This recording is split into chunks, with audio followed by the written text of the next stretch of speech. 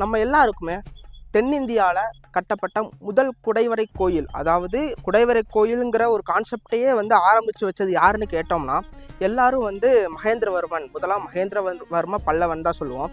அவர் எழுப்பிய குடைவரை கோயில் வந்து மண்டகப்பட்டு குடைவரை கோயில். அதுதான் இருக்கிறதுலையே பழைய குடைவரை கோயில்னு எல்லாரும் சொல்லுவாங்க. ஆனால் அவர் கட்டிக்கிட்டு இருந்த அதே காலகட்டத்தில் இங்கே பாண்டியர்கள் இங்கே ஒரு சம்பவத்தை பண்ணி வச்சுருக்காங்க. இங்கே தான் இந்த மலையோடைய பாறை வந்து முடிவு சிற்பம். இங்கே வந்து பார்த்தீங்கன்னா ஒரு யானை இருக்குங்க.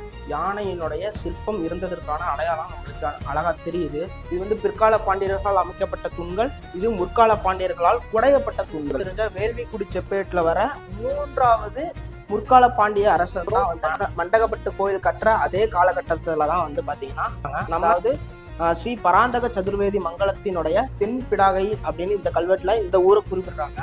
இந்த கோயிலில் வந்து மலைக்காண்டி வேணும்னா ஒரு நாள் 2 நாளுக்குள்ளேயே வந்து நல்ல மழை பெய்யுமா. இந்த மலையில் இன்னொரு சிறப்பு என்னன்னு கேட்டிங்கன்னா, இந்த மலையை வந்து பார்த்தீங்கன்னாலே தெரியும், முன்னாடி வந்து யானையோடைய முகம் வந்து தத்ரூபமாக இருக்குது.